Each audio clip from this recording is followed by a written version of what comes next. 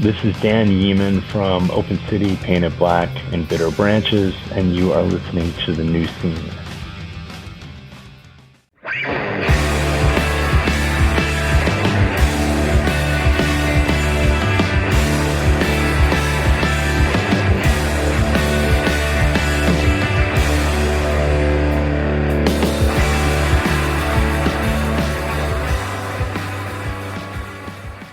Hello, everybody, and welcome to The New Scene.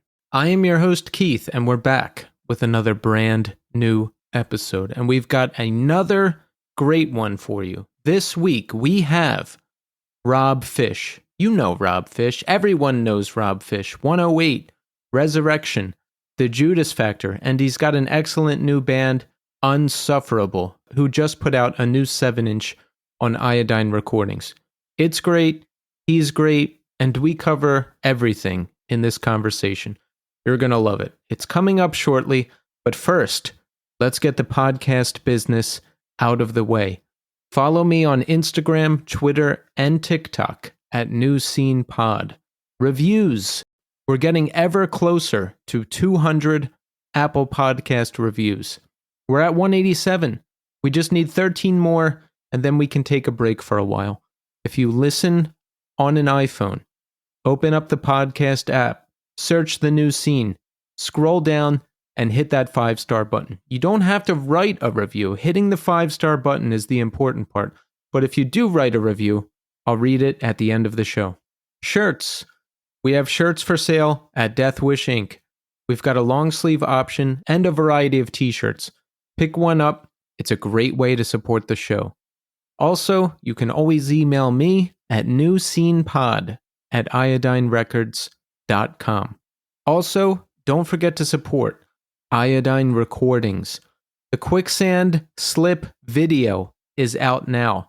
Remember that panel discussion for Slip that happened at Generation Records a couple months ago?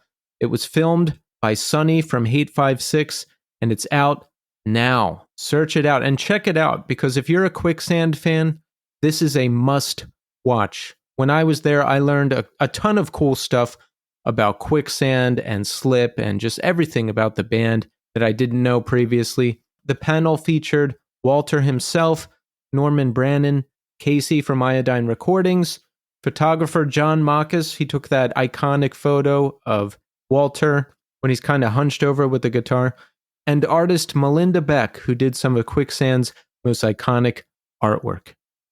Horsewhip have March tour dates. Check out their page for a full list of dates.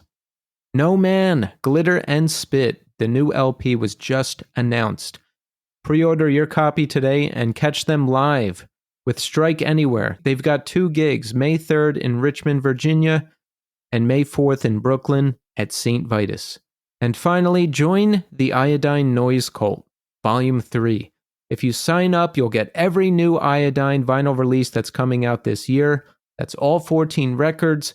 You get rare deluxe variants, free shipping, bonus flexies, hand-numbered Obi strips. The list goes on and on. There's only 50 spots, so sign up soon. Also, don't forget to support this month's sponsor, End Hits Records. You know them, you love them, and they're home to many bands we know and love. Hot Water Music, Don't Sleep, Boy Sets Fire, As Friends Rust, Be Well, Terror, Values Here, the list goes on and on. End Hits Records was founded in Berlin, Germany in 2013 and are now operating out of Germany and the Western United States. All releases are available through Death Wish for North America and Evil Greed for Europe and the UK. They recently released Chuck Reagan's The Blueprint Session on double vinyl. That's on vinyl for the first time. They also released The Draft. That's 3/4 of Hot Water Music, plus Todd from Discount. The record In a Million Pieces is fully remastered on a gatefold 2X LP. It includes all songs from the full-length, the 7-inch records, 2 unreleased demos, and live tracks from a radio session in the UK. Upcoming releases will include the discography box set from Swedish hardcore legends, Abhinanda. Did you see Dennis Lixon of Refused did an unboxing video for the LP on his YouTube channel? Go check it out. We've got new music from Hot Water Music coming. We've got new music from Hot Water Music. We've got the 10th anniversary edition of Bane's legendary Don't Wait Up LP. Oh, and catch this. I saw that Values Here just got added to the Shelter Civ show in Bensalem, Pennsylvania. That show's in April. I can't wait, and I'm really stoked that Values Here got added because I've been waiting to see them, and I love their debut LP. Take your time. I'll be waiting. Check it out and stay updated on new releases. Be the first to know about pre-orders by signing up for the newsletter at endhitsrecords.com.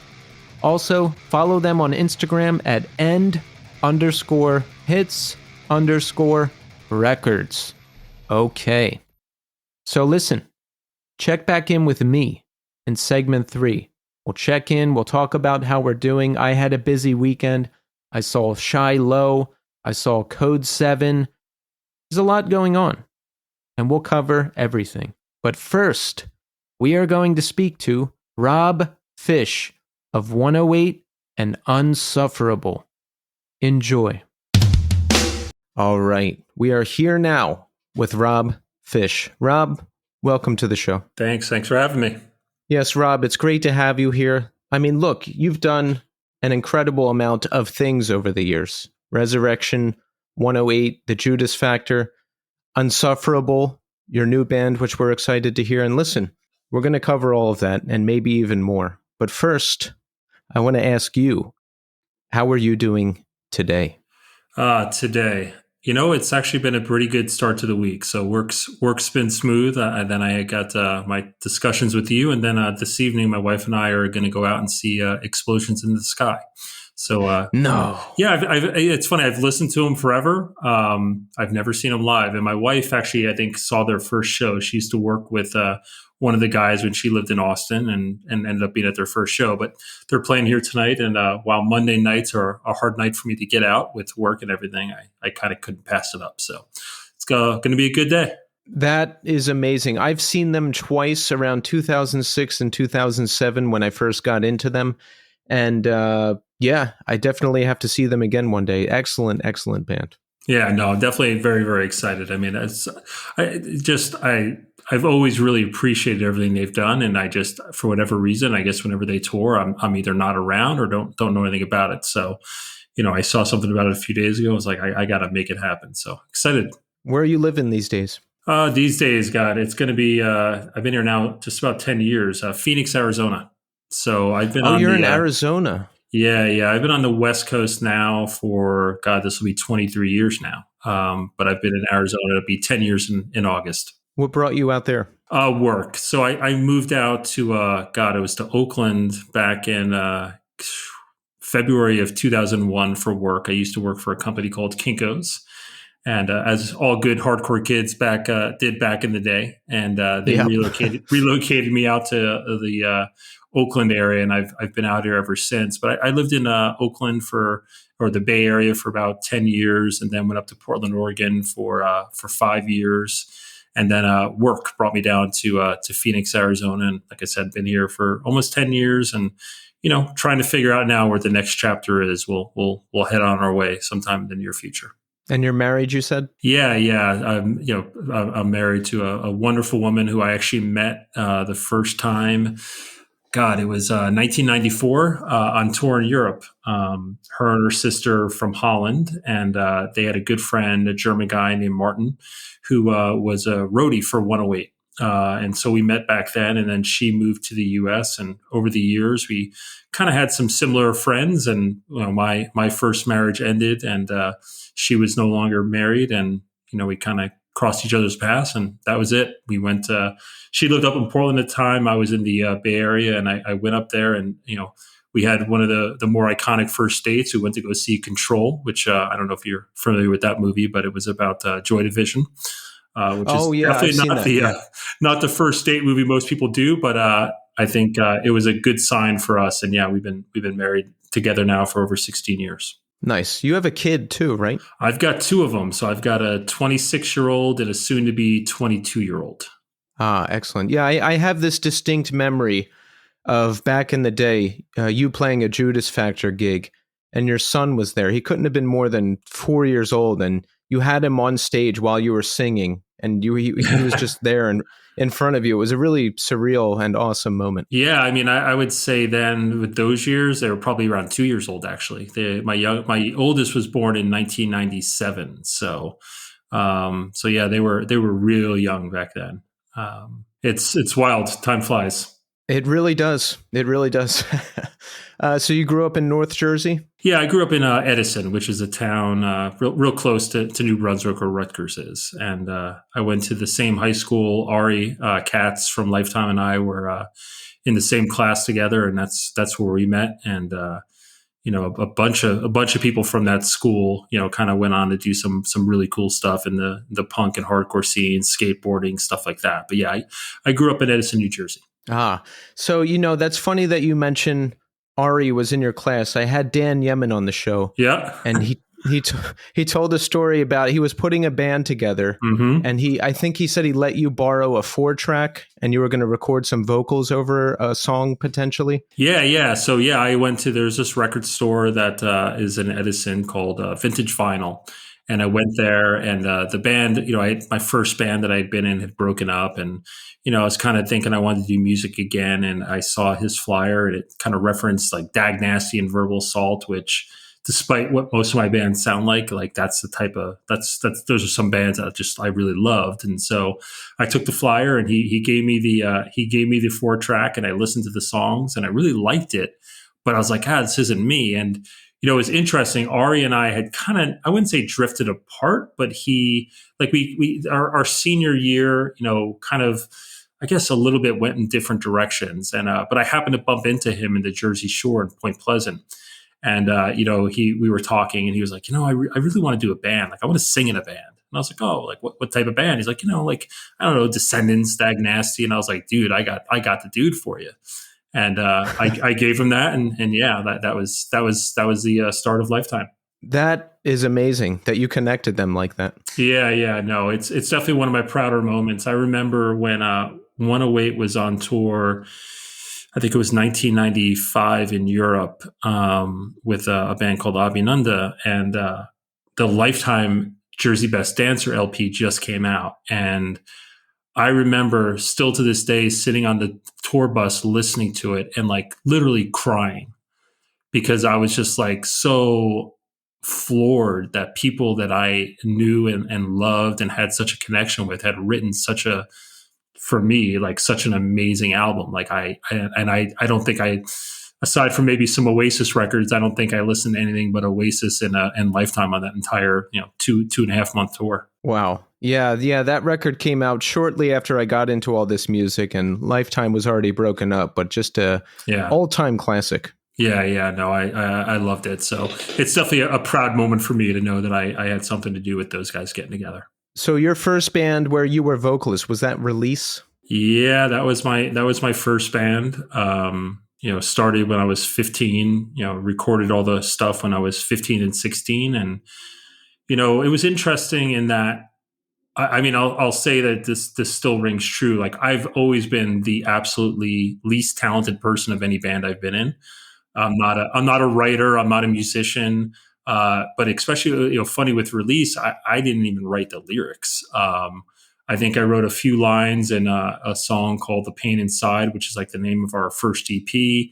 And then I wrote a few songs on like our later EPs, the split record we did with Courage. But, I just, they kind of wrote the stuff and I sang it. And I think they just put me in the band because I was, out of my mind.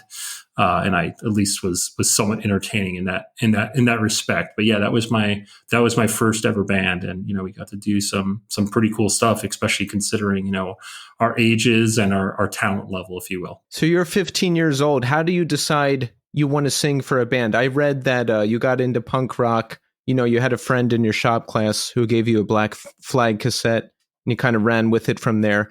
So how do you hook up with Release? Do you just show up and try out and get in? How does it work? No, so so yeah, it was my first day of high school, and I grew up like a hip hop kid. That's what I was into, and this other guy was a metalhead. And anyway, yeah, we had known each other from when we were younger, and somehow first day of high school, shop class, like we get sat next to each other, and I'm going on and on about hip hop and shit I love, and he's going on and on about, he was a metalhead, but he was like, yeah, like when I was talking about what I loved about punk rock, he gave me he gave me a cassette that had Black Flag and a few other things on it, but Black Flag, just like from that moment on, it was all about punk rock. And I've always still loved hip hop, but punk rock definitely took center stage. But in my high school, there was Chris Cap, and he was a drummer for Release, and he was a year older than us.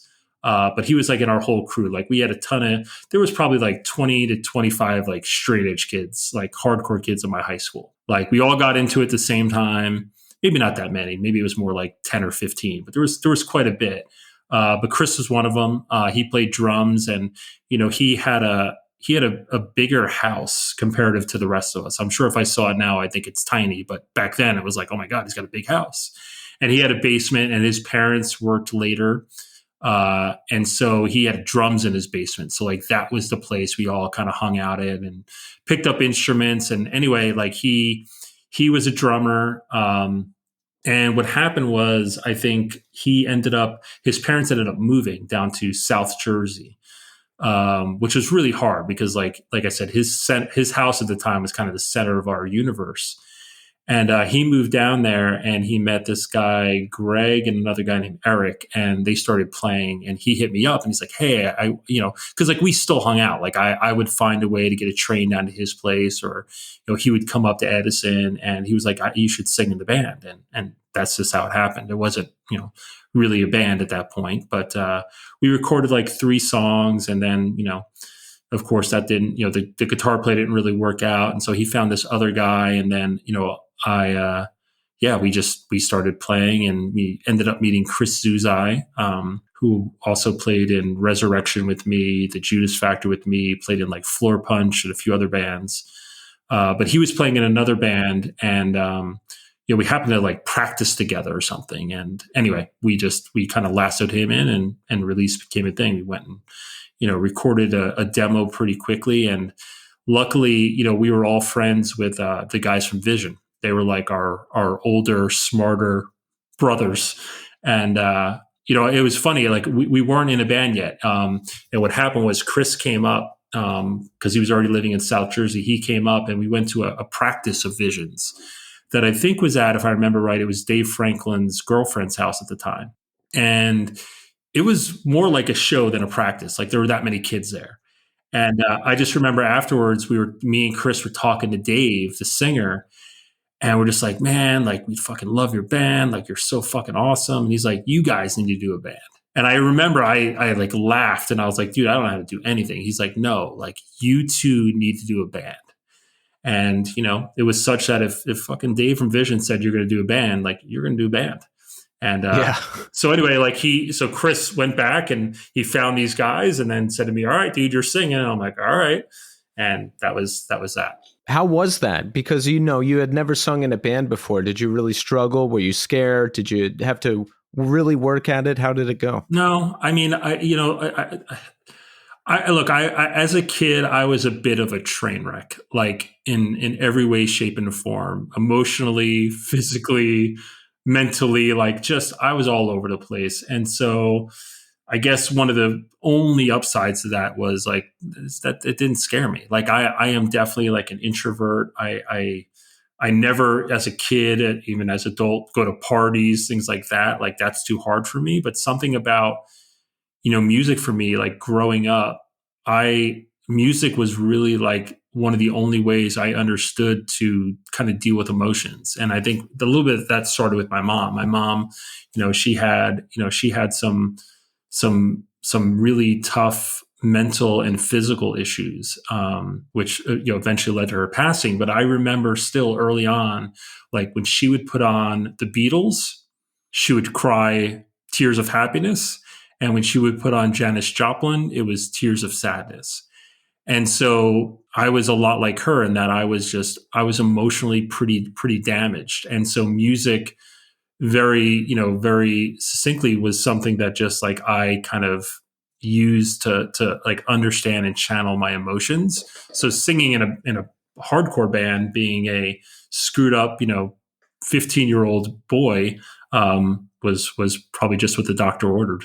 Yeah, I read, by as early as age 9, you had dealt with a lot of abuse and family member suicides and attempted suicides and all kinds of stuff that I can't even imagine someone that young dealing with and processing in any healthy way. So once you got into this band, I mean, was your life just really messy before that, before you had an outlet to control what was going on? It was. I mean, I did crazy things, but I do think it's important to say, like, I came from a loving family. Like my mother and father loved me. Did I always feel connected to them? No. Could my mother be abusive? Because look, my mother was sexually and physically abused as a kid. She had a lot of mental, anguish and some issues and physical issues, which at the time they didn't know what it was. And so, people when they're in those situations, what comes out is kind of what they know.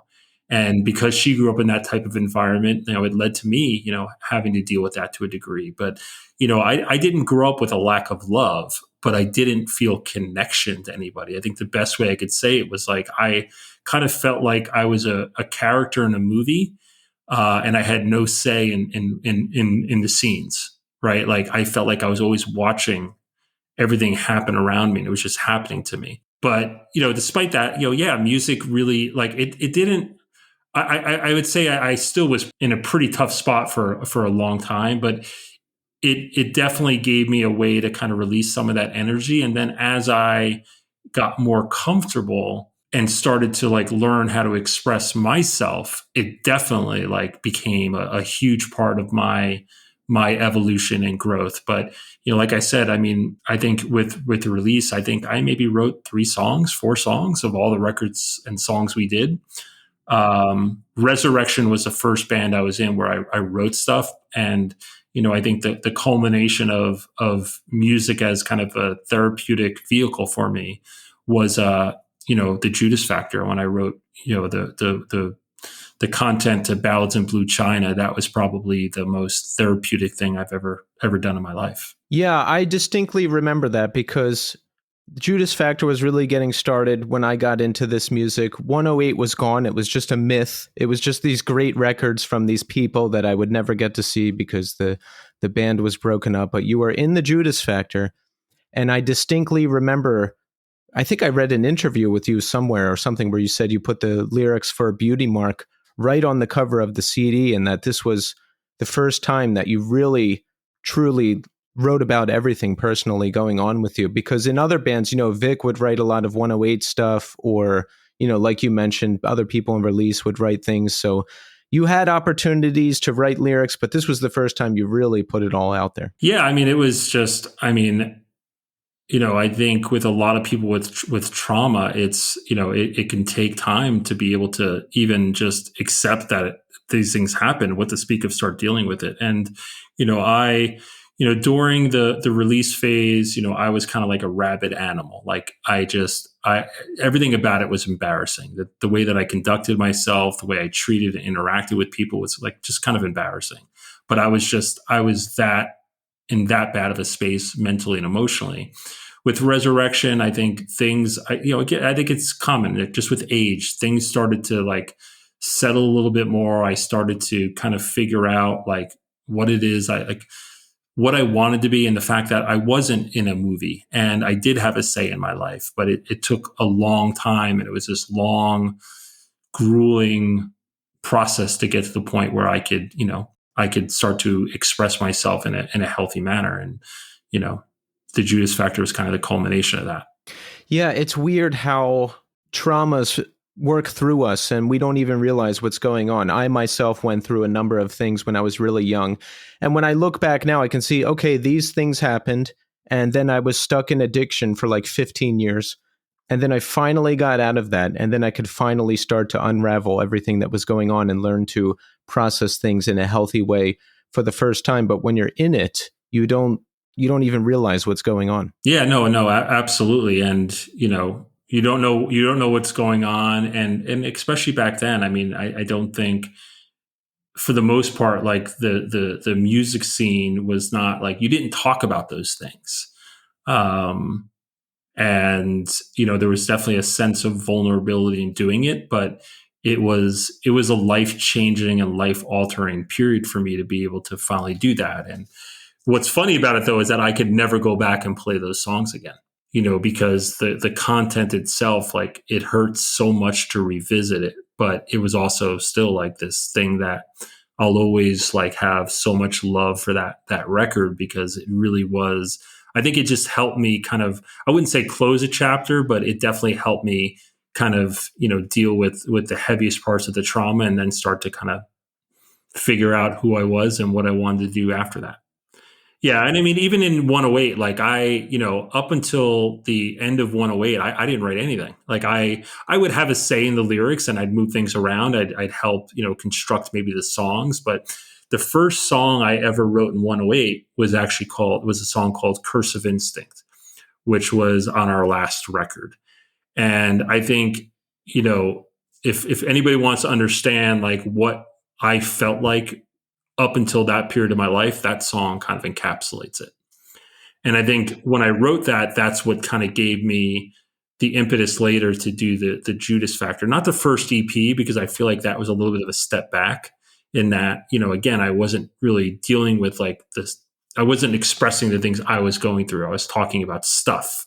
But, after that, it was like, no, like that record helped me. That song helped me a lot. I need to do this whole record like that. It needs to be that bare bones. Yeah, when I read that Curse of Instinct was the first 108 song where you really wrote all the lyrics and just talked about what was going on, I loved that, because I have this distinct memory of being 18 and I was like really high and listening to that song and showing it to somebody and being like, oh, you got to hear this and listen to this. And I just loved the lyrics, and I connected with it. And, I was going through my own shit. So to hear that was the first song where you really let it all out, and I'm like, okay, no wonder there was a connection there.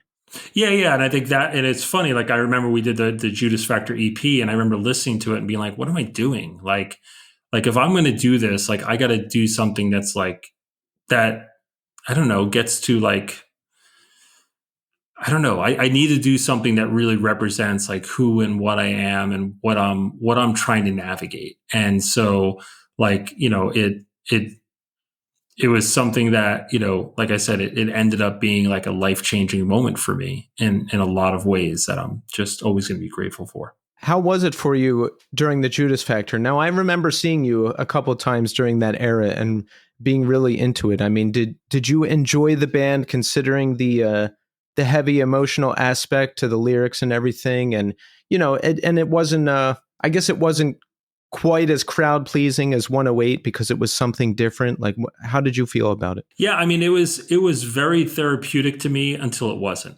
Right. Like, so like going up until writing that record and getting that record out was great. And then I remember like towards the end of we did a US tour for it. And I started to again have some pretty heavy mental issues. And I think it was because now I'm revisiting this trauma every night.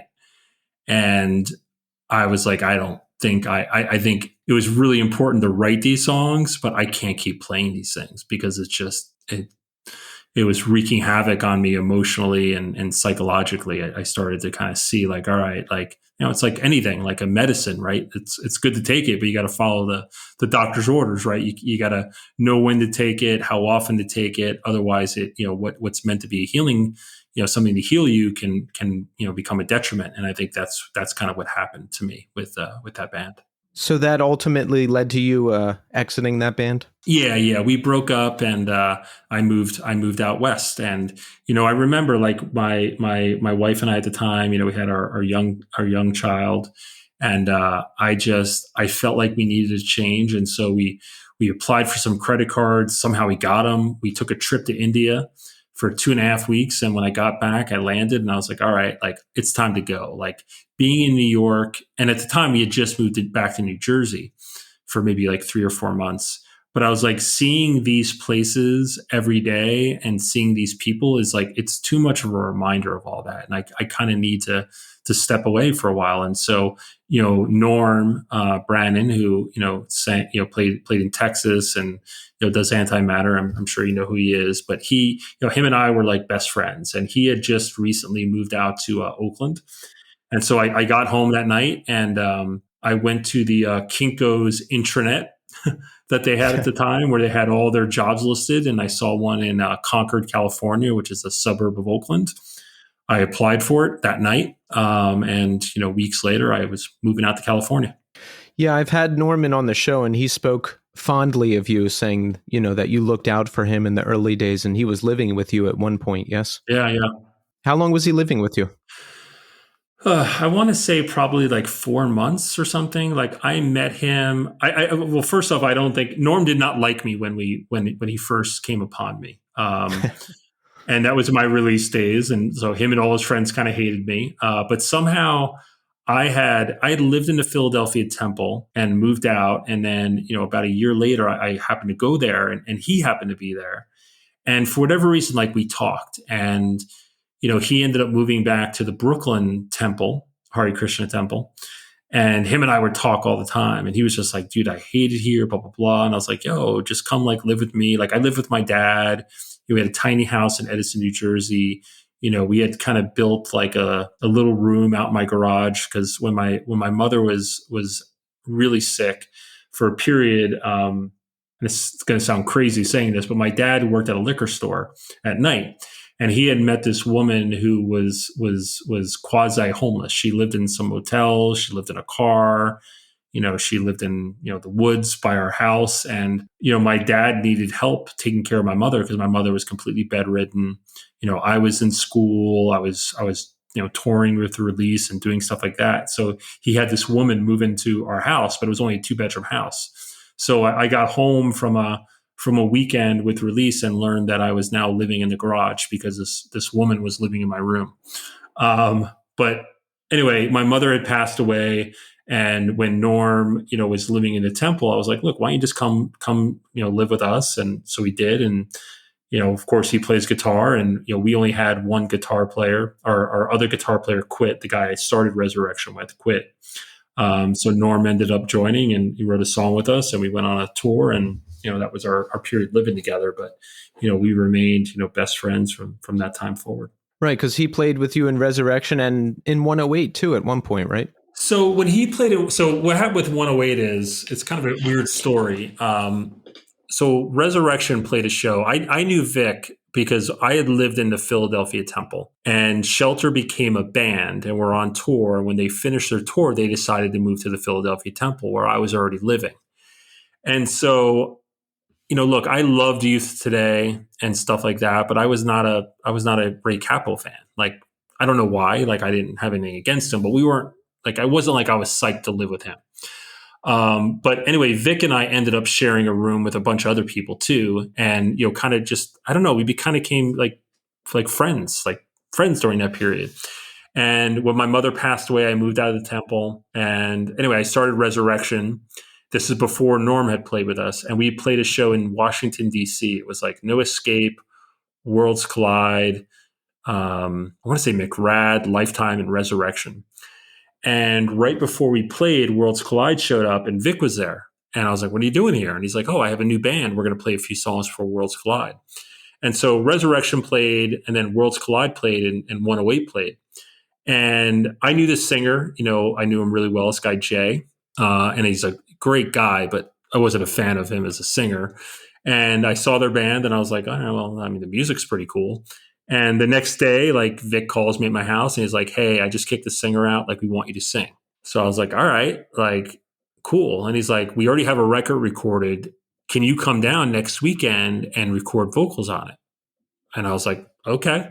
And again, I'd only heard them that one time live. And so I went down to Potomac, Maryland, where Vic lived at a Hare Krishna temple. And we went into a studio, and I did these like scratch tracks for vocals, just more to like, because I had never heard the songs before. So they gave me the lyrics. They let me hear the songs, and I did some kind of scratch tracks more to like just learn the song a little bit. And the idea was that the next day I'd go back and record the record. Mm-hmm. And I go back to where he stays, and the phone rings, and he's not there. So I pick it up, and this like, this Swami, this, Hare Krishna priest, if you will. And he's like, "Oh, it's you, Bhakta Rob. All right, well, hey, you got to make sure you shave your head, and you got to move into the temple." And I was just like, "I'm fucking out of here." So I literally got on a bus, went home, and was like, "I'm not doing this. Like, I can't, there are certain things that I love about the Krishna thing. And there are certain things that really resonated with me, but there were also things that I didn't care about and that didn't resonate with me and I didn't believe in." And so the idea that this was going to be a quote unquote, Hare Krishna band, as opposed to a band that kind of expressed some of these things, was like a big deal for me. So anyway, I quit the band, and then, Vic convinced me to come back on. He's like, "Hey, and Norm's going to play guitar." And I love Norm, and he was living with me. So I'm like, "All right, this is great." But actually we got back from the US tour. It was a Lifetime Resurrection tour. And it was about 7 weeks, I think, around the US. And it was all of us in this tiny, cargo van, no windows, all of our equipment, all of our merch in the van with us. We had this loft that you could only get in and out of by people sliding you in and out of it, almost like an oven, like putting a pizza in an oven. That's how you had to get in it. Anyway, when the tour ended, I got home, and my dad had sold his house, so I had nowhere to live, and Norm had nowhere to live. So I can't remember where Norm went, but we were supposed to, a few weeks later, go meet up and do a 108 tour. And I ended up living in my car for a little while, couch surfing for a little while. And I ended up borrowing $150 and renting a room somewhere. And I was just like, you know what? I can't go on this. I can't go on this tour. And so I just didn't show up to the first show.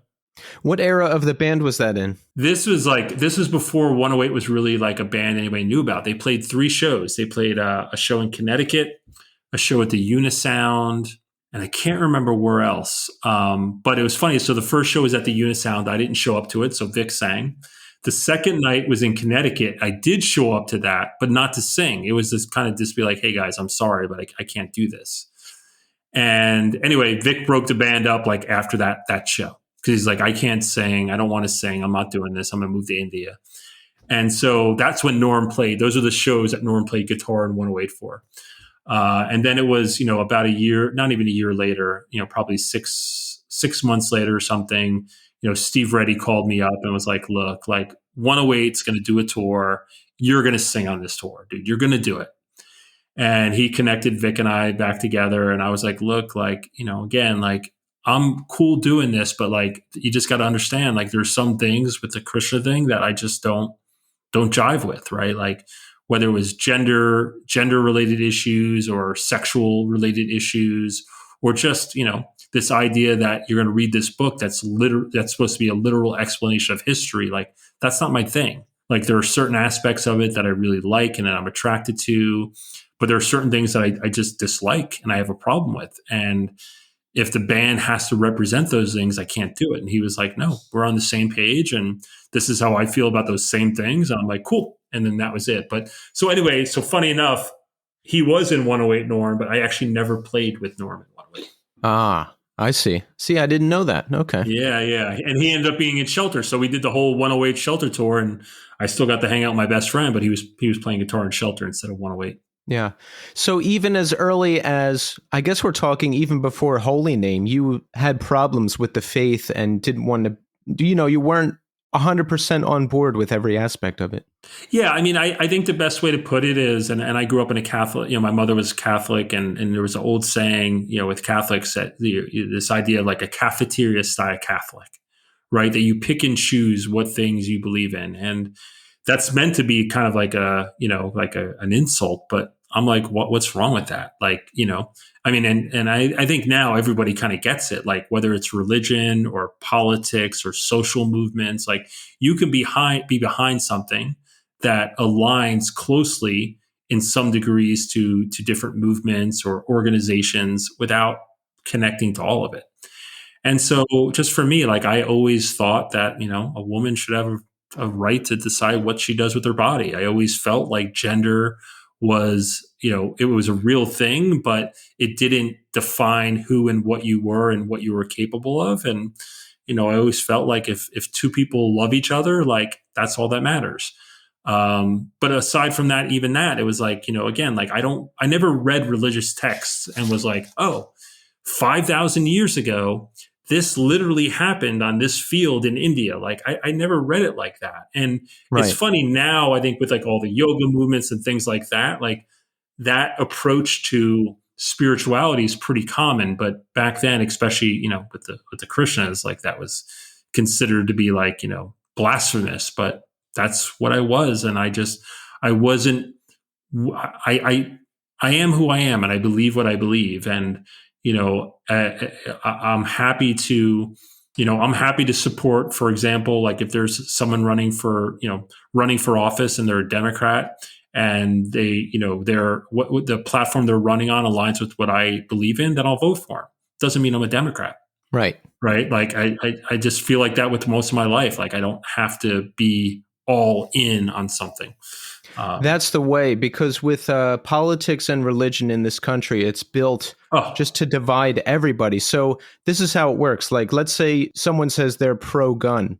The way it works in this country, if someone says they're pro-gun, it's automatically, oh, well, they're a right-wing freak and they hate gay people and this and that.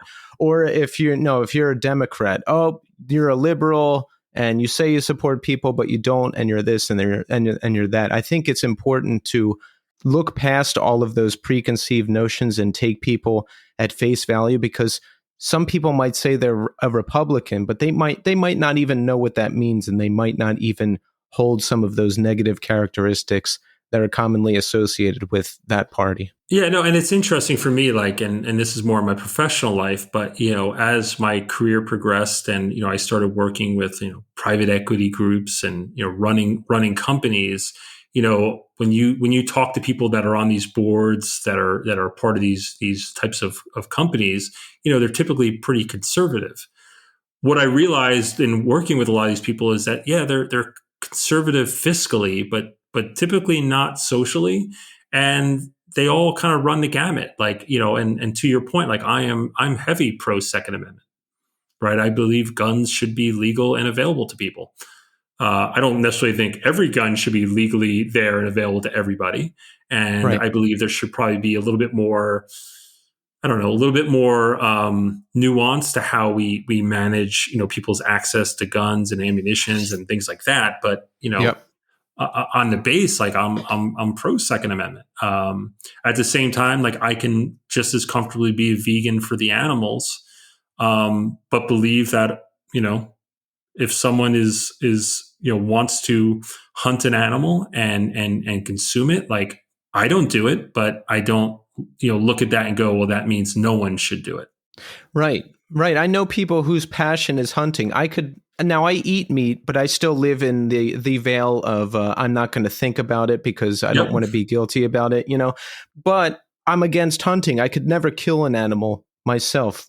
But with that in mind, I know people whose passion is hunting, and I don't feel like I should be in a position to tell them you're not allowed to do that. That's their thing. They use the skin, they use the meat. Like it's not up to me to decide. Yeah, I mean, as a vegan, I mean, would I rather an animal live its whole life in the natural world and then, unfortunately, at some point, be the hunted over living in a factory farm where its entire life and everything about it is completely unnatural to what it is? Like, so I think I kind of look at it that way, right? Like you can be both, and I just think that, like, look, simplicity is really, really nice, and it does make things easy, but this world is not simplistic. And so if, to me, like you have to, I don't know, I try to focus for me on people's intent more than maybe sometimes their execution, right? What did someone mean to do? Because, I mean, again, as someone who sometimes, I run a company, I have to make decisions that I always try to make with my associates, the people that work for me, kind of as central to what I'm doing. But there's no decision I can make that is going to give everybody what they want. And just about any decision you make, there are winners and there are people who lose in those equations. Right. And so, when you get to when you have to have a role in whether it's your professional life or your personal life where you have to make those decisions, I think it's a much more natural to understand the complexity. And kids don't necessarily have that. When you're a young punk rock kid singing in a band, like you don't necessarily have an appreciation for that nuance, which I definitely have now. How did you get involved with the Krishna faith initially? It goes back to, I was sexually abused, as a kid, and my mother, like I said, she had all these, she loved me so much, but she would sometimes like freak out, and I would take the brunt of that. And as a kid, like, you can't understand that, right? This is the person who loves me and I love more than anybody else in the world, but this is happening, right? These other things are happening. And so what attracted me first was, Eastern religion and the concept of karma, right? Because at least it gives this idea that, like, oh, well, you live life after life, and the things that you do in one life to the next, has an impact on the things that happen to you, both good and bad, in the future. And so I think just having the idea of karma just gave me like a lifeline, in a sense, if that makes sense. Like, it gave me some explanation at a time where I needed something to explain to me, like, why this happened. And, I think that was really it. It was like, I needed it. That makes sense. When, so you actually lived in temples, you were in it. Yeah. Like, I moved into the temple as soon as I graduated high school. So in 1990, and I lived there for probably about 7 months. And I think maybe the last 3 months, Shelter happened to live there also. But aside from Vic, I didn't really interact with them all that much, to be honest. But yeah, I lived in a temple during that period. Did you have some kind of personal issue with them, or you just didn't jive with them? Yeah, like, we're just different personalities. Like, Ray and I ended up having some issues, which I won't get into because whatever, it's all over at this point. But at that point, no, it wasn't really that. It just, like, look, I was a weird fucking kid. And I think especially for Ray, like, he was used to, if you were a straight edge kid, like, you see worshiping him. And I just wasn't really like that. So I think that made it kind of weird, but also, like, again, like, I was living in a temple and trying to experience what it meant to live there. But I wasn't, like, quote unquote surrendering, right? My ego. Like, I wasn't, like, I still, like we talked about, like, there were things that I was like, no, I don't believe that. And, like, you don't live in temples and say that. So I think they always just, I don't want to put words in their mouth, but I think they always thought I was just this weird dude, weird kid. They didn't get me. Where I think Vic, for whatever reason, like, I think he liked that I wasn't, like, enamored by Ray, like, in that, I had opinions on things. And, he was also, he was a writer, and, he wrote this whole position paper around kind of gender in Vaishnavism. And I remember when I read it, I was like, yeah, this is great. Like, cool. Like, I can dig this guy. Like, I'm into it. And so, that's, I don't know. I think that was kind of the beginning of our friendship. I think was, because him and Ray didn't get along great. And I think he just liked that I was kind of my own person. Right. That I understand that. A lot of time in group dynamics, if you don't get on board with every aspect of the group, the thinking and everything else, you can be an outsider.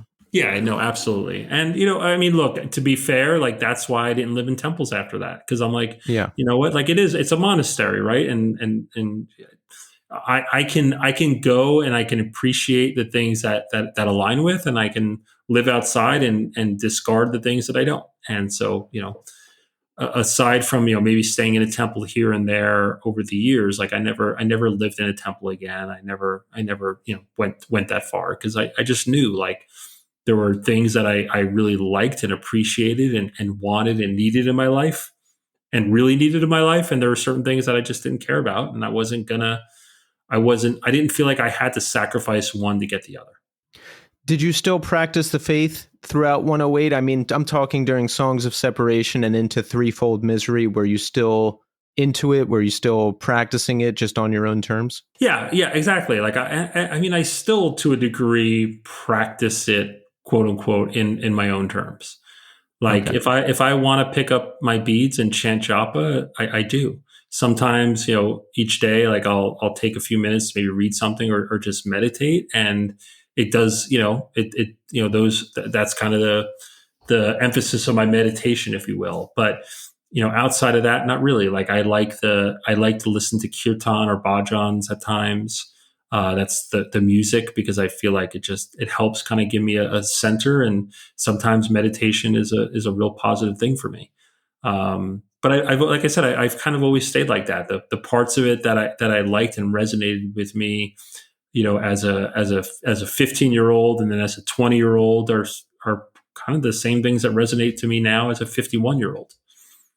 Did you ever get gate kept by anyone in 108 or anyone in the Krishna community because you were doing things on your own term? Like they would say, hey, why aren't you doing this? Or you Oh shouldn't be yeah, doing that. not in 108, but outside of that, absolutely. I mean, shit, on that first 108 tour, Shelter tour, we were on tour for like 5.5 months, and I remember there were a few times where like Vic and I, and it was out of spite sometimes. Like I remember the first time I went vegan, it was out of spite because like I just got so tired of hearing Shelter kind of talk bad about the vegans, right? Like I just thought it was so stupid. So Vic and I were like, all right, fuck it, we're gonna be vegan. I remember at one point they got this like Swami to sit down with us and try to mediate like what we were doing, and it's like, dude, we're going to do what we want to do. So I think there were sometimes external things, but for the most part, no, not really, because I think even with that being said, like I think the hierarchy within that movement still were like, look, like I don't think they liked what I was doing per se, but I think they liked the fruits of what I was doing, which was they did have kids that would show up to a temple or buy a book that would never have otherwise. So I think they kind of put up with it. But I think also, but in the band, no, it was never a big deal because Vic was always like that. Also, he just kind of did his own thing. We all did. So Right. So how was it? Talk about Threefold Misery. This is an all-time classic record. I love it. I think the production is great.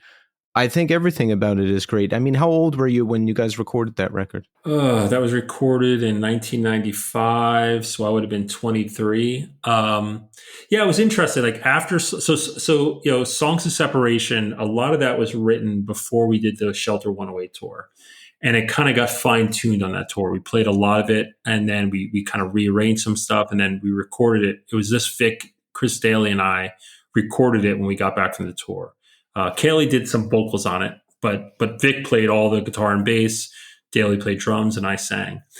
Then for the few years in between Songs of Separation and Threefold, Vic had come with basically like demos of a record, and it didn't resonate with me at all, musically, lyrically, nothing. And so we ended up not doing it. And around that time, Trivacrom came into the band. And Trivacrom is interesting because, also like, came from the punk scene, but was never like a straight edge kid, not involved in any of that. Like, I think his band, a band that he did was like, him and the guys from Helmet before they were called Helmet. And he came into the band and he was a lot like me. So you had Vic, who like loved and worshiped everything around the Bad Brains. Like that was like his jam. For me, it was like Black Flag, Corrosion of Conformity, like these dirtier bands. And that was a little bit more Trivacrom style. So as Vic continued to write songs, like then we would go and kind of rearrange things or move things around, or he started to write things that were a little bit more closer to like what we would typically write. But I remember we went in to record the record before we did the summer tour. We did a summer tour in 1995. I think it was 95. Yeah, with Bloodlet and Coalesce. And we went into the studio to record the Threefold Misery record before that. And we only ended up getting maybe 4 songs recorded, and we weren't happy with the drummer. And we felt like we needed to tweak things a little bit more. So we ended up trashing that session, did the tour with Bloodlet, Coalesce, then went to Europe, did the tour with Abhinanda. And after that, Vic decided to go to India. And he basically told us like, look, I don't think I want to do the band anymore. Like, let's just record one more record and that's it. So we're like, all right, cool. So that's kind of what we did. And he got back from India and we went into the studio and right before we went to India, we went into the studio. We got, God, what's his name now? I'm forgetting. Matt Cross, who played drums in Orange 9mm. I hooked up with him, played him the songs. He was down. So we drove up to Boston, and within, we had 3 days to record the record before Vic had to leave for India, and Brian McTernan, who was recording the record, he was leaving to go on tour with Battery in Europe. And so we got up there and we recorded the drums like almost all in like 1 or 2 takes. Wow. And so it was funny. Like I was going to drive Matt back down to New York, and, we'd start recording the bass and the vocals and guitars. And we were just like, well, this is going to be our last time being a band. So, why don't we record like a cover? Like we can each pick a song that we love and we'll record it. And so Vic chose a Bad Brain song. I chose The Bars by Black Flag, and Triv chose When Death Comes Ripping by the Misfits, partly because he loved the Misfits. And second, we had just been asked to be on like some Misfits comp, which I said no to because I hated the Misfits, even though I'm from New Jersey. But again, we went in the spirit of whoever wants it, we want to do a song, whatever the person wants to do, we do it. And so we ended up doing those 3 songs. And then I think we were getting ready to record one of those songs, and Triv played this like riff. And we're all like, what is that? And he's like, I don't know, it's something I played with. And so we ended up recording a jam of that riff, and I wrote vocals to it, and that was Cursive Instinct. Like it wasn't a pre-written song. It just happened to be this riff that he played, and we're like, let's just play around with it. Like we didn't even have a structure. They just played, we recorded it, and then I wrote vocals and recorded vocals over it. Wow. And yeah, we did that all and, recorded, mixed in under 3 days, and that was it. So McTernan recorded Threefold Misery too. He did Threefold Misery and the Cursive Instinct EP, because that was all done same exact time. So yeah, no, that was with Brian in his studio up in Boston. Amazing. Yeah, it's just funny because like the last 3 people I spoke to on the show, I think recorded with Brian too. So he's come up a lot lately.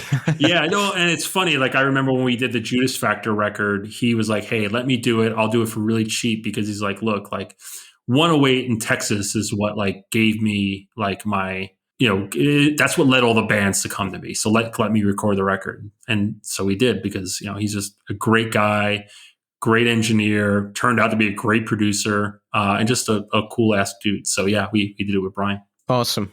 So you decided after that record that was going to be it for the band? Yeah. We were going to put the record out, go on tour, and that would probably be it for all of us. Which, ended up not being the case. But, at the time, like I was, my wife wanted to have a kid, and, we had actually had, she had gotten pregnant. And when I was on that tour, I had to come home for a few weeks because she ended up having a miscarriage. And so that was rough, but it was like, all right, well, I'm going to have a kid, and I got to figure out a job. Like I barely got out of high school. Like, what the hell am I going to do? Right. So it was kind of just like, all right, I guess I got to grow up and figure this shit out. And so, yeah, the idea was like we were going to record that, and that would be it. How was the reception towards 108 at the end? How were the shows? I mean, could you make a living off of it at all? Like, what was your life like? Yeah, I mean, we did well enough. I mean, I don't remember quite honestly how we did it, but no, like between tours, I would get odd jobs here and there. Working at a smoothie shop, like I think it was a place called. It was me and Gus Straight Edge and a few friends called Blanche's Organic. We did that, but for the most part, like we'd come in with money, and we'd all lived pretty frugally, so it wasn't that big of a deal. But no, like I definitely needed to have a job. Like like when 108 was touring, then yeah, I was fine between tours. But at that point, it was like, all right, I gotta figure out some type of career and job. What did you do? I went to Kinko's. So this girl, Lana, that I knew, and Guav, his name is Justin, but everybody called him Guav. If you read all the old Earth Crisis records, he's on the thank you list. But they both worked at a Kinko's. And yeah, like I remember talking to them somehow. I don't even remember how. And they're like, yeah, like we'll hook you up. And they ended up knowing one of the managers, and I went and interviewed with him, and he hired me. And next thing I know, 15 years later, I was still there. Excellent. Well, you have a new band, which is Yes. exciting. Unsufferable. Yes. And the 7-inch is out now, and it's selling fast. But how did this band come together? Yeah, I mean, it's interesting. I mean, over the years, for whatever reason, like people will hit me up and be like, "Hey, I have these songs, and I'd love for you to sing on them." And I'm always like eager to listen to them. And I get sent some of the like really incredible stuff, but most of the time, I end up not doing it, and it's because kind of going back to what I said earlier. Like I'm not an artist. Like I'm not a writer, right? Like when shit's going good in my life, like you're not going to hear much from me, right? Because for me, music is very much like a way to kind of deal with things. And so anyway, Dave was I want to say he posted like him and I became friends on social media, and I want to say it started with him posting like a 20-second soundbite of something that he was working on. And I sent him a note. I was like, "Hey, that sounds dope." And he's like, "You want to do it?" And I was like, "Well, I don't know. Like, you can send it to me, but like, I mean, because my whole thing is like, look, like my voice is not like I don't have a dynamic voice, right? Like, I am what I am, and I guess I'm pretty good at what I do, but like, I don't, I can't go and do anything. And so, like, when people send me stuff, if I listen to it, if I feel like I can't do anything that's going to make it better than what it is, I won't bother with it. And even if I feel like I can, I typically don't end up doing it because there's nothing happening around me where I'm inspired to write something. But around this time is when, all of a sudden Roe versus Wade was reversed, and I had some things on my mind, and he sent me, I think 4 or 5 songs. And these were the 2 that I was like, all right, like this is cool. And I ended up finding through, I think it was Nate from Converge. He had a guy that does sound for Converge on the road, and he lives here in Arizona, has a small studio. He let me know, and I ended up hooking up with him and went and recorded vocals for the songs. And yeah, really, really excited about it. I think it's a cool project. I think it's different than my other bands. It doesn't sound like them, but I think it sounds right with my vocals and what I do. So we're really excited about it. The 2 songs I think came out awesome. Really excited to hook up with Iodine and get it out there and start working on our LP. How did you hook up with Iodine? So originally we were going to do the record with another label, and just the person, and I won't get into it, but they were just going through some things in their personal life, and it just wasn't necessarily viable to continue to do the record with them. And so, the 3 of us were like, well, what are some labels we'd like? And, I, of course, was like, well, I have Equal Vision and Death Wish, but like, I always do my stuff with those guys. So like, I'll send it to Equal Vision, but I don't know if they're going to be down to do it. And one of the other guys was like, oh, we should, check out Iodine. And I only knew them really. I knew some of the bands when I looked at their roster, but at the time it was like, oh, they're putting out the Quicksand reissue. Like, okay, well, that definitely is pretty credible because Oh yeah, that's a great record, great band. Like they know what they're doing. And like I said, I knew some of the bands on the roster, so we shot them a note, and Casey and I got on the phone and talked for a little while, and just it seemed to make sense. So we decided to work with them, and really excited. They've done a great job. Yeah, I heard one of the songs. There was a song out on Bandcamp at one point or something, and it sounds really awesome. So I'm excited to hear the rest of it. What's the plan? Are we going to play some gigs? You said there's going to be an LP at some point? Yeah, so we already have a demo of music. So like everything with me, like there'll be a lot of going back and forth on it. But we're basically working on the basics of 10 songs right now. Just with the 108 shows I just did and the nature of my work, I just said to everybody, like, look, I need to take a few months to like focus on some other things. And then, I'll kind of start nibbling away at writing the record. But yeah, like we have an LP we're going to work on. And I'm excited about that. In terms of shows, you never know. I mean, we all live in different parts of the world. Dave is in Montreal. Ryan is in like North Carolina. So, when I'm in Arizona and there's no drummer at this point, we have people that will record some stuff with here and there. But so I think we'll kind of figure that out. So I do think, eventually we'll play some shows. But, at this point, it's like, look, like we've got songs. We all have these, Dave's in school full time. Ryan's a teacher full time.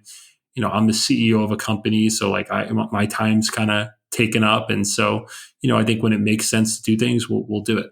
You're the CEO of a company. Yeah, I am. That's pretty exciting. So do you just get to go to golf and stuff while everybody else works? And No. I basically run, I'm a CEO for a company that owns and operates European wax center franchises.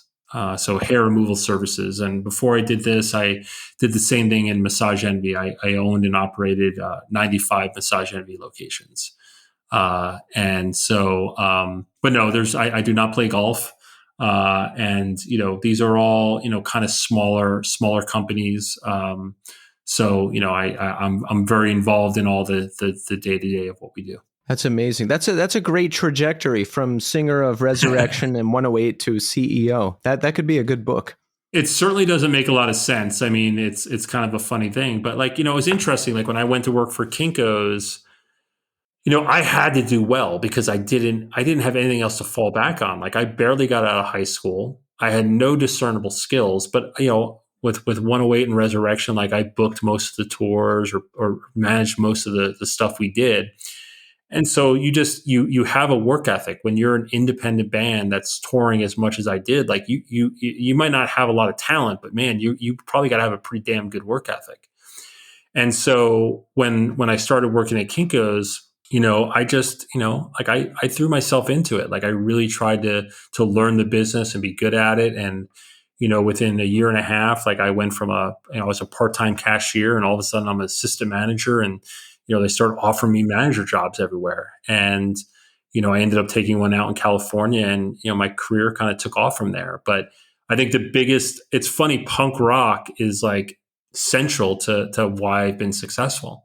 And it's because like, it's that idea of you got to balance, you have to balance following the road that others have traveled and taking advantage of some of the things that they did to not to have to reinvent the wheel on everything.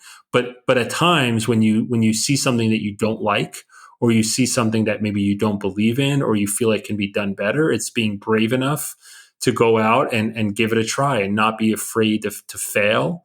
And I think that's worked really well for me, right? Like I am never the smartest person in the room. I never have the most impressive resume in the room, but I have a pretty damn good work ethic, and I'm very much principle driven. And it's done well for me in my career. No, I can relate to that. When you only have yourself to rely on, you make things work because you don't have a choice. Yeah, like I mean, and it's funny.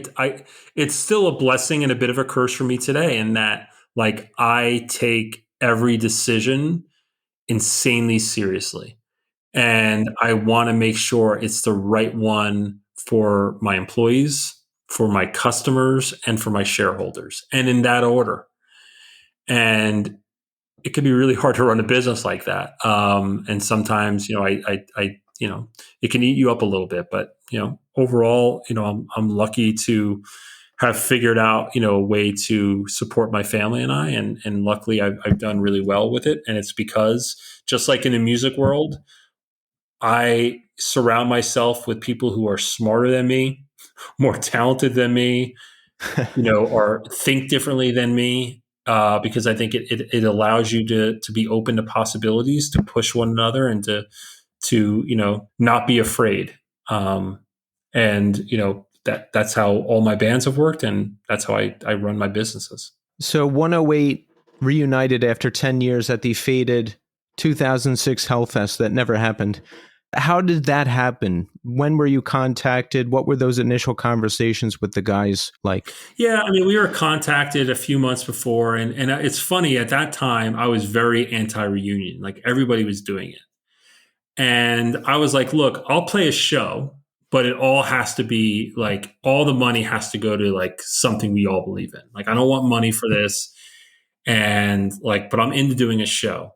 And again, going back to like how emotionally and psychologically troubled I was as a kid, going back, like when we got together to rehearse for that show, I realized how much how important those songs were to me and how important those two people were to me.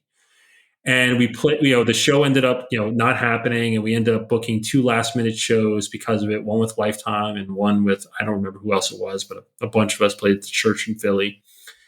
And we really enjoyed it. And so afterwards, it was like, well, should we do anything more? And I was like, look, the only way I'll do it is if we write new records and we write new songs. Like, I don't want this just to be like a karaoke to the past. I think it has to have some representation as to who we are today. Like what is 108 2.0, right? What did we become 10 years later after that initial thing? And so, we all were into it, and that's what we did. And so it ended up being a really like cool experience for me, because I love Vic. I mean, he's like an amazing person, amazing musician. Trivicrom is like unreal. And, like I said, I get to, when time is available, get to go and play songs that are meaningful to me, with people who are meaningful to me, and play to people who find the songs meaningful. And, it's hard to shit on that. So I enjoy doing it when it makes sense. What was the turning point for you in your life, with everything you dealt with when you were younger and figuring it out as an adult? Like, how do you work through all that? Like myself, it was years and years of addiction, and then all different kinds of therapy, and then a lot of deep self-discovery, and finally opening up and working with others. Like, what was it for you? I mean, a lot of the same things. I mean, I tried therapy quite a bit. It just I never really got it. Like it never really worked for me. I think a lot of it was just like the songs got me through it. Like the progression in writing, and just realizing like, look, these things are never going to go away. It's always going to be a part of my psyche and the things that I deal with. And that's okay. Like, it's as much negativity as there is with it, there's also like these amazing things, right? Like, I never probably would have gotten into punk rock, gotten into music, been to 30 plus countries, played with the amazing, incredible people I have my kid, like all those things. Like, when you look back at your past, no matter how damaging it is and how regrettable a lot of it can be, if there's anything positive in your life, that also is to some extent a fruition of the past. And so I think it was a lot of that. It was just kind of going like, look, like, I'm always going to struggle with some of these things, and that's okay. Like, but I do have this incredible life, and I have these incredible children, and this woman that I love, and these friends that like I care so much about. And I think those are the things. I mean, I'm still dealing with all of it to a degree, but my life has gotten better with every single year. And I think a lot of it is, again, you're not going to erase it. It's not going to go away. You got to deal with some of the stuff head on, and be grateful for the amazing things that you do have. And I've got a lot of amazing things in my life. Right. A lot of things are a day-to-day struggle. I used to think I was going to reach this point where I would just be okay and not have to worry about it anymore. But no, like the same things creep up every day, and I have to deal with them every day. That's just the way it goes. No, absolutely. And that's the way it's always going to go. And again, that's okay. Hopefully the good days outnumber the bad days. The good things in each day outnumber the bad things in each day. And, sometimes they don't. Usually they do. And again, like that's where I really use music. I mean, going back to like tonight, like I'm going to see, Explosions in the Sky. And like, I was not planning on going. It's a Monday night. The show starts like 8:30, and I'm going to sound like a 62-year-old, not 52, but I'm like, that's too late for me to go to a show and stand around. But I've had, the last few months have been pretty hard on me. Mostly like professionally, but just dealing with a lot of stuff, and just, kind of feeling down and a little bit negative. And, the other day, like we had some friends over, and I was like, oh yeah, this band's playing. I want to go, but I don't think I'm going to do it. And I played it, and they were like, what are you doing? You got to go. And I was like, you know what? I do. Like, things feel rough now, and music is an outlet for me. And what I love about that band, and a lot of bands like Russian Circles, same thing, right? They don't sound anything alike sonically, but there's these instrumental bands. Yeah. And I feel like they both there's so much emotion in the chords and in the sounds and in the songs they write. And because there's no lyrics, you can make them about whatever it is you want to. Like there's this actually kind of incredible thing to me about that. And so I'm like, you know what? Like this is the type of thing I need to do. Like this is the type of experience and moments that will help, give me a little bit of relief and a little bit of perspective. And I'm excited as hell. It's gonna be awesome. You're going to be very happy that you went to the show because I'm 42 now as of Sunday. Okay. And Happy birthday. thank you. Thank you. I was indoors a lot because of the pandemic. I just became somewhat of a hermit and I stopped going to a lot of shows. Now I'm going to every show and I'm always like, I don't want to go. It's late. I want to be home. But when I actually go to the show and hang out with people and see the bands, I'm always so happy. And I know that's going to happen for you too. Yeah, no, I mean, I think it was 2 weeks ago we went and saw Ride. Ride was here. They played with Charlatans. Charlatans not really my thing. And of course, Charlatans open. So I'm like, all right, now it's gonna be even later night. But no, like I was just like, all right, like this is worth it. But tonight, like I feel like this band, like Explosions, like I've always really enjoyed them. And I feel like sonically they are the medicine that I need right now. So I'm incredibly excited. And my wife really likes them too. And That makes it even better. yeah, exactly. It's amazing. So let's recap. Unsufferable. The 7-inch out there now for pre-order. It might be sold out by the time you guys hear this, but you'll be able to listen to it. And who knows, maybe there will be a second pressing. We can expect an LP and perhaps some shows maybe in the future. Yeah. No, I mean, go check it out. Like it's on iTunes and I think all the different sharing services at this point. And yeah, look, again, I think if you like stuff I've done before, I think this will be up your alley. It doesn't sound like 108, doesn't sound like Resurrection, but I think I just think it's a really really cool record, and I'm again lucky to play with these two other guys who are just like great musicians and great people, and I don't know what they see with me in it, but I'm excited that I get the opportunity to do it, and I'm looking forward to working on the LP and having people get to experience these songs for what they are. The Judas Factor reunion does not sound likely because there's a lot of emotional weight to these songs. Yes. Yeah, correct. Like Ballads in Blue China will always be one of my favorite things I've ever done. And there are times like where I'll have my phone on shuffle, and one of those songs will come on. It's pretty rare because I have a pretty big catalog on there of stuff, but once in a while it will, and I'm always just like, in one hand, just like, wow, this is like powerful for me. But on the other hand, like, oh my God, if I had to play this now, I don't know that I could hold it together. Like, I don't know how I'd function. So yeah, I don't think there'll ever be a Judas Factor reunion, but I do love that record. That LP is classic. So everybody, if you haven't heard it, do it today. And 108, our last LP was 18.61. That came out in 2010.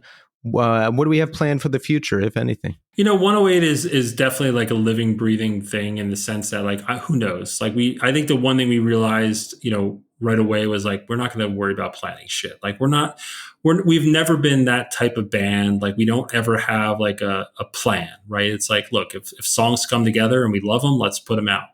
If there's an opportunity to do some shows and everybody's schedules make sense. I mean, it's hard. Vic lives in Japan. Right? Like Vic lives in Japan, Kate lives in Albany, Trivacrom lives down in Gainesville, Florida. I live in Arizona. Like we've got one drummer, Mike Justin, who lives up in Boston, but he's always on tour with Unearthed or Madball. Or we have Mike Paradise that plays with us, and he lives in Spokane, Washington. So like we live nowhere near each other. Just to get together is like this incredibly expensive and time-consuming thing. But when it makes sense, we're like, cool, let's do it. Let's do a few shows. Like it's a lot of times more an excuse for us just to hang out than anything else. Like sit around, cook food, joke around, and play the songs. So we'll see. You never know with us. We never know. We don't put any plans in place. What about Resurrection? Did that band ever reunite over the years? We just did one set at This Is Hardcore because we had the discography come out, and that was really it. I mean, yeah, I mean, Resurrection was also like an important band for me. Again, it was the first band that I ever wrote all the lyrics for, and it definitely was important to me. I wish, again, sort of like 108, like we didn't plan shit. Like we recorded our LP, we recorded it for under $200. Oh, wow. Like we didn't think like, oh, we're gonna want to listen to this one day. Like the sounds have to be good. Like we didn't think like that. Where it's like, all right, like we I think New Age gave us like $1,200, and we were going to do a bunch of shows with Shelter, and so we used 1,000 of it to buy a van. And we thought like, okay, the money we make off the tour, we can put back into paying back that $1,000. And the van engine blew up like in the first 10 hours of the tour. Oh. So we ended up having to do like the back of a U-Haul, and then we rented a van with someone as a driver, but we came back with no money. So we had $200, and we had to buy the reels, and we had to record the record, and we had to buy lunch that day because we didn't have money for lunch. And so that was that record. Boy, economics were a lot better back then. Yeah. It was a trip, but years later, I think we all regretted. Like we felt like the songs on that record were really good, just the recording was really bad. And so, Death Wish was like, hey, we'd like to reissue this. And so we're like, all right, like let's have, Kurt remix it. And it sounds worlds better. But I mean, it's still like we did it all in a day. That surprises me. I listened to it today again, and I wouldn't have guessed it was one day. Because, when you listen to some of those records from that era, you're like, okay, it's good, but I can barely listen to it. Yeah, the Resurrection record is listenable.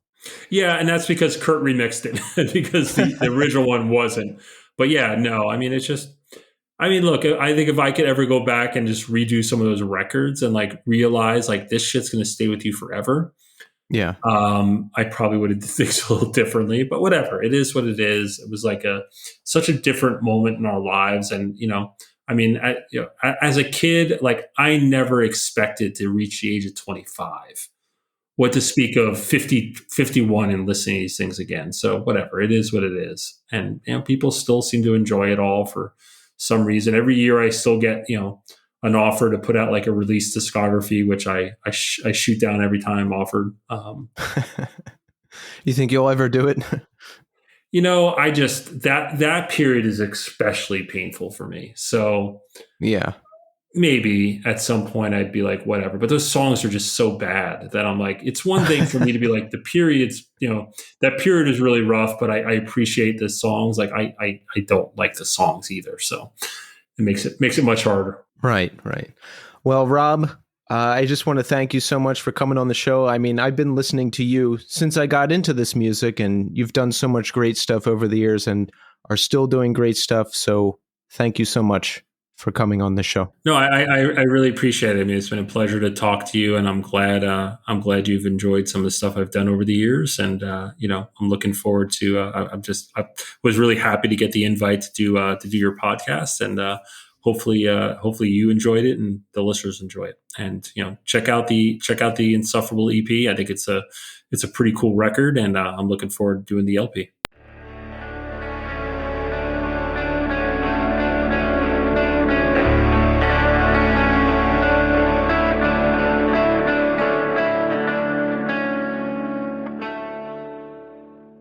And there you have it. Rob Fish. Excellent conversation. Very compelling person to talk to. If you've ever seen one of his bands live and heard him talk in between songs, he's always been a very compelling speaker and has always been pretty on point with the things he says. And it was just great to hear about everything he's done. 108, one of my favorite bands since I got into hardcore. Songs of Separation is one of my favorite hardcore records of all time. And Threefold Misery, certainly one of my favorite hardcore records of all time. So, like I was telling Rob, when I got into the music, 108 was gone. The Judas Factor was around, and I discovered them, and I would see them pretty often at that time. And then when I heard 108 was reuniting, that was really exciting news. And I've gotten to see them a couple times over the years. They played a Songs of Separation full album show back in fall of 2019. And that was amazing. That's one of the best shows I've ever been to. And his new band Unsufferable is great too. Looking forward to hearing more from them. Awesome, awesome stuff. Very happy to have Rob on the show. So thank you again, Rob, for coming on the show. So let's check in, huh? How are we doing? I've had a busy weekend of gigs. Friday night, I went to 2 different shows. I saw Shiloh and The World is a Beautiful Place, and I Am No Longer Afraid to Die. They opened for The Ocean, and that was my first time seeing Shiloh. Great stuff. Check them out if you have the opportunity to see them. It's post-metal / post-rock, which is right up my alley, and I got to catch up with Greg, their guitar player, who's been on the show. Greg co-hosted episode 171 of this podcast with me. So if you want to hear more about the band directly from Greg, check it out. So awesome to see Shiloh. Awesome to see The World Is as well. You know, the new songs sounded fantastic live, and I really wanted to stick around for The Ocean, which I think I could have in retrospect, but I wasn't sure because I wanted to get across town to catch the Code 7 gig at St. Vitus. And that was a great show. Opening that show was, I hope I'm saying this right, Bean. The band is Beinn, and I know the drummer of Her Head's on Fire is in that band. It's like a heavier Nirvana. They were awesome. Stay Inside was direct support, and I recently discovered them. It's like a post-hardcore with a tinge of emo, with a tinge of pop punk, and they were really awesome. Chris from Stay Inside is actually going to be on an upcoming episode of the show for the Artist Spotlight. They've got a new record coming out soon, so check out Stay Inside. And of course, Code 7. Now, I haven't seen Code 7 probably since 2003. I missed them when I was at Furnace Fest the first year. I don't know, there must have been some conflict with another band I wanted to see, but fantastic live. Got to hear all the songs I really wanted to hear, and just an overall great performance. So, busy night Friday.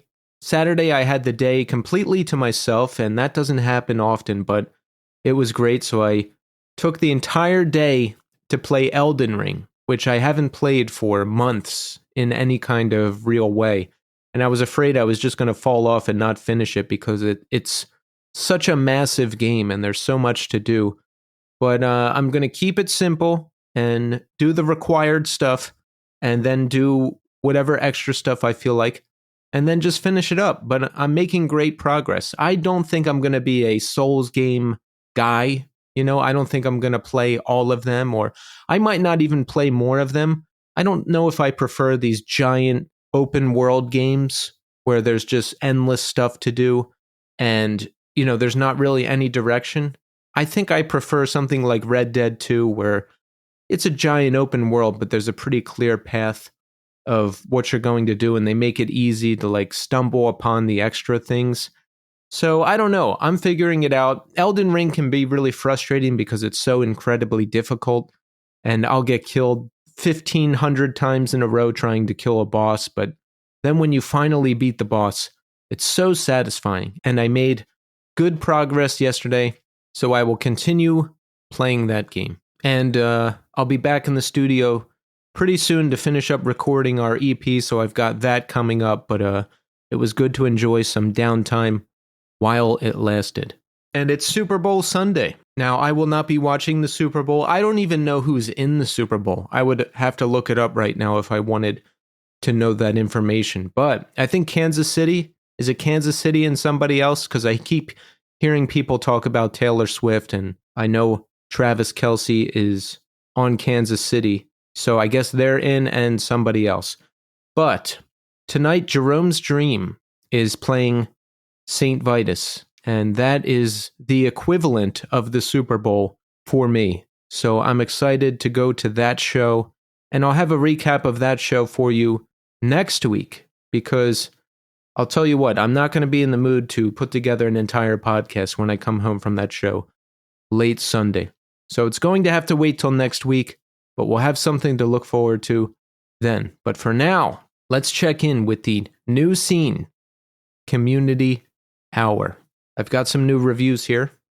Now, we are currently at 188 Apple Podcast reviews. We are so close to 200. We just need 12 more. So if you have not submitted an Apple Podcast review, open up your iPhone, find the podcast app, search the new scene, scroll down a bit, and hit that 5-star button. If you write a review, I will read it during this section of the show. Thank you so much to everybody who has submitted a review. We're getting very close to 200. Let's get to 200. I'll give it a rest for a while, and then we'll be on the push to 300. So here's the new reviews. First one is from Stout BR. Exactly the show I was looking for. 5 stars. Just discovered the show a couple weeks ago, and I am hooked. I couldn't have hatched a better concept for a show on punk and hardcore. Respect on the past, but not stuck there. I am enjoying the mix of guests, which is helping me discover lots of great newer bands. I also love that there's an emphasis on mental health. That's part of what lured me back to the scene. Artists giving voice to those issues. The Pat Flynn interview was truly moving. Great place to start. This is another golden era of hardcore and punk, and for people like me who love the scene and appreciate the progressive energy coming from it these days, shows like this deepen that love. It is perfect for old heads and new heads. Thank you, Stout, for that review. Yes, pretty spot on. Yeah, I love the classic bands and the bands I grew up with, for sure, but I do not want to be stuck solely there because there's a lot of new music happening. There's a lot of great new music happening, bands that I get hooked on, and I always want to be focused on who's coming up as well. And mental health has always been an important part of this show because it's an important part of my life.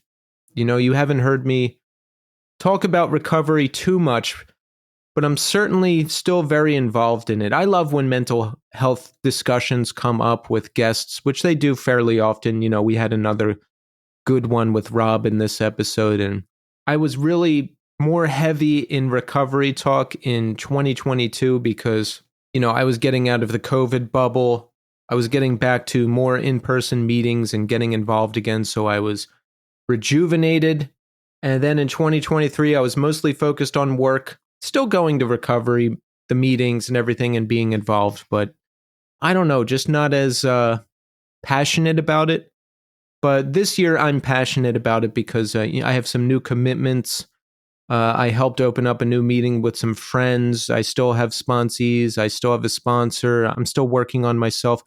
I'm still doing all the work, and I feel a lot more passionate about it because this is just one of those years where I'm a lot more involved. So it's been good. And again, thank you, Stout, for the nice review. We've got another new review from 80s Dave. Killer pod, y'all. 5 stars. This guy talks to people, and that's good. Thank you, Dave. I'm glad you think it's good, because if you thought it was bad, that'd be bad. Final review from John Frias. 5 stars. Solid gold. Thank you for having the legend, Aaron Turner, on. Can't wait to listen to more future episodes. Cheers. Thank you, John, and thank you for listening. Yeah, tons of great feedback on the Aaron Turner episode. Very happy that we got that one. A lot of people said a lot of nice things. It's rocketing up to one of our most listened to episodes very quickly, and Aaron was super nice. I just don't think it could have gone better. Oh, also, I'm seeing Sumac next Saturday at St. Vitus. There's still tickets available for that show. So if you live around here, go. Very excited for that show. I also heard from August from the band Intent Accident. August has binged the entire show and listened to every episode. So August, cheers to you for doing that. I love when people do that. I know Simon, Downbeat Vinyl, did the same thing, and I'm sure there's others out there who have done the same, but I just love it. I just love it because that's kind of what got me into podcasting. I found a show that I liked. I was on a very long business trip in California. It was taken up the whole month.